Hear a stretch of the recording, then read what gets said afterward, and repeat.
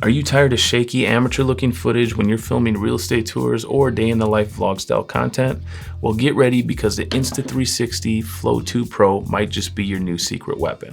In this video, we're going to explore my favorite features of this powerhouse gimbal that makes shooting real estate, vlogging, and even talking head-style videos easier than ever to create. Then we'll dive into the Insta360 app to see how it amplifies your creative control, letting you capture dynamic, polished footage right from your phone. And to wrap it all up, I'm heading to this brand new home that I have up the street, and we're gonna put this gimbal to the test, showing you exactly what this gimbal can do when paired with my iPhone 16 Pro. So if you're ready to step up your mobile videography and create professional level content, then stick around because you're about to see this gimbal in action. Okay, so the first thing that I want to talk about, and this is like the obvious, is how tiny and compact this design is. I'm looking at this DJI Osmo Mobile 6 or OM6, and it has this big old tripod that you have to disconnect, and you have to carry around both of these things. You have to connect it every time you want to set it up. Well, the way that the Insta360 Flow 2 Pro is set up is it has all of the tripod legs built into the base of the gimbal itself. In addition to that, you'll notice that when this closes, it closes with this clip facing out, meaning that this clip can stay connected to the gimbal at all times, even when I'm not using the gimbal. Whereas when you look at how the old OM6 is set up, this closes toward the gimbal. I mean, you actually have to take this off to get this to close all the way. And then this kind of thing is, it just wasn't a very good design. And pretty much I had to store this separately from the gimbal at all times or leave it on my phone when I knew I was going to be using the gimbal. One of the coolest features of the Flow 2 Pro is the NFC feature. You can see right here on the top where it says NFC. The first thing you're going to do when you take this gimbal out of the box and turn it on is you're going to put your phone up to the NFC part here, and it's going to connect automatically. From there, every single time I connect my phone to the gimbal and I raise the arm, it's going to automatically connect and it's going to turn on. You're also going to see that there's a green ring here, and what that means is that the NFC is connected and the phone is actually already in tracking mode because this gimbal uses Apple Dock Kit, which basically allows you to use the native iPhone camera app plus like 200 other apps, including Microsoft Teams, Zoom, Google Meet, the Blackmagic camera app. A ton of third-party apps will actually sync with this, and it'll allow you to use this gimbal to track inside of all of those third-party apps. That's probably one of the coolest features of this gimbal. I don't know if you guys can see this from this angle, but kind of right under here where the phone clamps on, there's a USB-C port. And you can use this USB-C port to plug your phone in, and then the gimbal itself actually becomes like a power bank, and it'll start charging your phone while you're using the gimbal. So that's a really cool feature. And if you just want to use the gimbal as a power bank, you want to use the gimbal, you can just turn on the gimbal really quick, hit the power while the gimbal's still folded up, and you can connect this wire and it'll actually start charging your phone. So it's a really, really kind of cool feature that they built in that I know that the DJI gimbal does not do.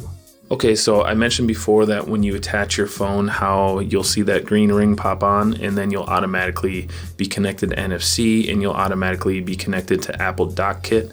So there is a trigger on the back here. If I push this trigger one time, you'll see that green ring turns on, and when that turns on, let's just flip the camera to me. I'm automatically connected to Apple Dock Kit, and this is going to automatically track. And like I said before, I think there's like 200 apps or something like that Apple Dock Kit is compatible with. But I push that trigger down again, and now it's no longer tracking me. If I'm to push that trigger down twice, you'll see that the gimbal will reset back to its original position, which was already pretty close to that anyways. Let me just give you another example here. I'll push the back twice and it resets to its original position. If I am to push it down 3 times, it'll then switch to the rear facing cameras, and I can turn tracking on from here and it'll still track me using the rear facing camera.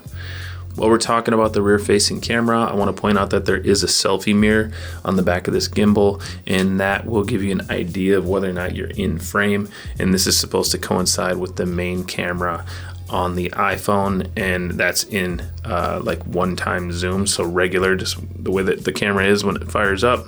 This is supposed to coincide with that, so that you can see if you are in the center of the frame. Plus I have tracking on right now, so it's keeping me in the center of the frame.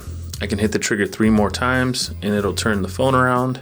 Moving on to the front controls. Here you have this nice wheel with the joystick in the middle. The joystick is going to control the gimbal. You can do manual pans and tilts and whatnot. But you'll see here where this light is this is telling me what gimbal mode I'm in. So right now we're in auto. I don't recommend auto, but what auto is it just lets the gimbal decide what gimbal mode you should be in based on what you're doing. When I'm shooting real estate, I like to be in follow mode. So if I am to select this bottom or M button, it'll put me in follow mode. And what follow mode is, it allows you to move the gimbal using both the pan axis as well as the tilt axis. But what it does is it shuts off the roll axis, because the roll axis is a little sporadic. I wouldn't want that in a real estate video. I wouldn't want the phone to tilt, one way or the other.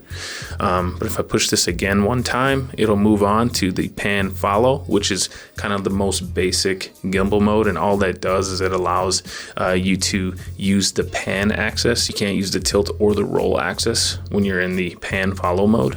If I push it again, I'm now in FPV mode. In FPV mode, you're able to do POV shots, and you're using all 3 of the axes in the gimbal. And when you're in FPV mode, you can actually use this outer ring, and you can spin this dial like this, and the phone will actually tilt. I'll go ahead and press this trigger twice to reset it. And then this top dial here, this is like the creative button. If I push it once, you'll see it'll start doing a full like 360 movement. Aside from that, of course, we know that this red dot is how you take a picture or you start a video, depending on if you're in photo or video mode. And then on the right, when I push this, it's gonna go back and forth between the selfie camera and the rear facing camera. If I press it twice, then we'll be able to go from horizontal or landscape to portrait. And now that we've messed around with this inside of the native iPhone camera app, let's take a look at this inside of the Insta360 app itself. All right, so now we're in the Insta360 app. You can see here in the top corner, if you can see it, there's a button that we can push, and then from here we can actually connect like a second phone. But I found out that you can actually also connect an iPad to this, and that iPad works as a remote control and kind of like a monitor where you can see like how you are framed up. So if I wanted to use the rear facing camera, I could always just grab my iPad, I could scan this QR code, and then I would be able to actually see the way that I was framed in the shot, and I'd also be able to use it as a remote control if I wanted to not have tracking on and I just wanted to reframe my shot from, without getting up out of my seat. Inside of the app also, let's just go to the selfie camera. As you can see, it's already tracking me. It's already set to track me right away. But if I push this trigger, it'll turn off tracking. The other thing we can do here, if we want to put on tracking, is we can just draw like a square around our face. You can also track objects, and the gimbal will do a really good job tracking. Down here we have a tracking plus mode. If I select that, you'll see it crop out a little bit. I think that turns off the in-body stabilization, and that's just designed to track somebody who is stationary. So if we're not up trying to actually shoot somebody else and we're just sitting in a chair, the mode you're going to want to use is that tracking plus. And then the other cool thing about this is if you go to Pro framing, you can now decide where you want to be framed in the shot. So there's 9 boxes on the screen. I can say I want to be framed down here in the bottom left hand corner of this shot, and now it'll track me and keep me in that bottom left corner. Let's try the top right corner, and you can see it keeps me in that spot. So that's a cool feature as well. If I wanted to keep this, I would just push the check mark. However, I don't really want to keep that. Turned off tracking for now, this X'd out of it. You can turn on hand gestures as well. So if I turn on these hand gestures right here, now if I want to take a photo or start recording, I can just throw up a peace sign, and now you'll see the countdown and it's starting to record me. Throw up the peace sign again, it stops the recording. I can also go like this, and now it starts tracking. in recording. And if I wanted to stop tracking and recording, I just do this again and it turns off. Actually, I'm gonna turn on Realtor Cam here on my Meta Ray-Bans. And I just wanted to show you guys that this is legit like a full 360. They walk all the way around, which is unreal. You cannot do that on the DJI OM6 or the OM7 or the OM7P. There is definitely a limit to how far you can go. But this Insta360, you can actually go full 360 running. I think I can outrun this thing actually. Maybe I can't. Maybe I can't. But yeah, pretty cool, right? If I am to grab this and close down the tripod and I hold this M button, you'll see it hits like a sleep state or it turns off. But what you probably didn't notice is it actually lined itself up the exact way it needs to be in order to shut itself completely down and return to its pocket-sized state. So unlike some of the older gimbals where you have to kind of wrestle it to close it down, this one, it just lines itself up so that all you have to do is fold it down. And if I want it back on, just connect the phone to it, and you can see that it already is connected to NFC, and it's already gonna be tracking my face. All right, I'm out at a new construction listing. I'm gonna take a couple shots with this gimbal so I can show you guys what the footage looks like. I have it here in my inside pocket. This is how compact this thing is. It just fits right in my pocket. So I'm gonna take a couple shots and then I will show you guys what it looks like. Got my gimbal, got my trusty phone, and I'm going to connect it, go like this, and then boom, it automatically is set up, and I'm just using the native iPhone app. I think I might take these shots this way, horizontal, and here goes nothing. Let's try it out. I'll be honest with you, I really don't like shooting empty houses. I like when there's a lot of furniture and stuff because then you can get a little bit more creative, but you can make it look good.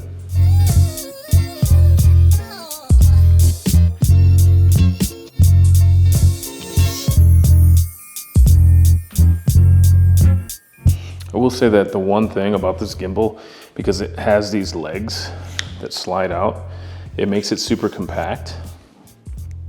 I love how compact it is, but I don't really want to squeeze on these because these are just flimsy.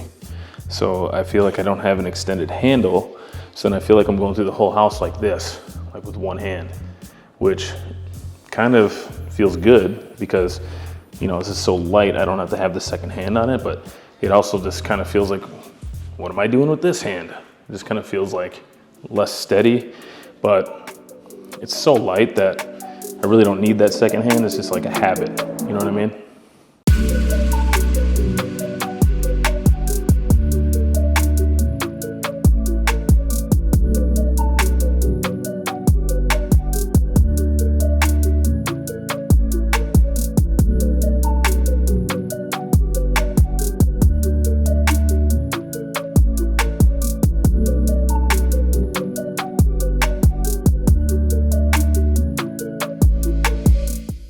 Okay guys, that's a wrap on our deep dive into the Insta360 Flow 2 Pro. I hope seeing it in action, whether for real estate tours or talking head style content, sparks some ideas for your own videos. And if you found this video helpful, just be sure to hit that like button. And if you haven't already, subscribe to the channel so you don't miss out on future videos. Thank you guys for tuning in, and I will see you all on the next one.